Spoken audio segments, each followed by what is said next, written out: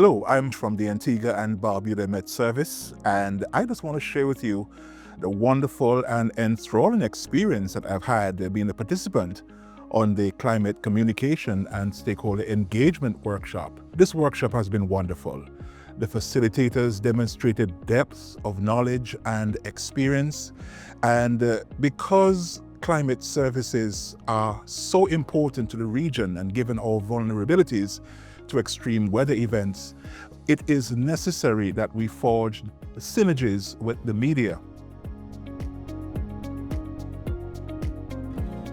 Now, one of my main motivations for wanting to be a part of a workshop or initiative like this one was because I've always had a genuine love for environmental reporting. It's something that I have been doing for a while now. However, I wanted to kind of explore climate communication on a whole a bit deeper. And I think it's important for us as journalists, especially because we have the responsibility to disseminate information to the public, that we understand the extent of this issue that's not just affecting our region, but also affecting our globe. Another important thing was the networking aspect. I mean, every country has a hydromet office and every country has journalists.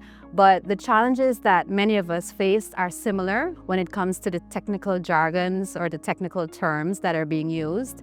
And now I have a better understanding that really and truly some of these terms cannot be changed or simplified. So as a journalist, I know that my job now is to make things easier using what I've learned from this training to make sure that people out there understand exactly what it is that they're supposed to understand. I'm also very grateful for the practical hands-on exercises that we had at this workshop, where we are rubbing shoulders with the media and hearing from them how the messages coming from the Met Office, how impactful they've been, or perhaps how confusing that they've been.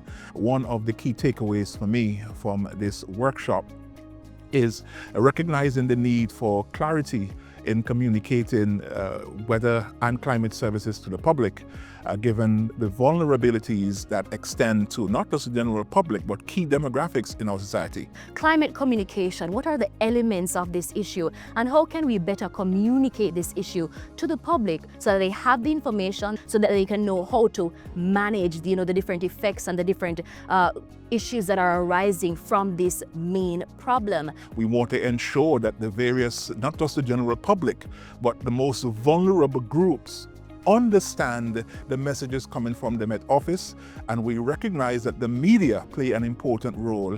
And so my thanks once again for the experience, for the network, for the stakeholder engagement that was fostered during this meeting. And we know that with this knowledge, we will be better communicators in the future. I want to extend heartiest thank you to the Caribbean Institute for Meteorology and Hydrology, and of course the Intra-ACP ClimSA program, funded of course by the European Union.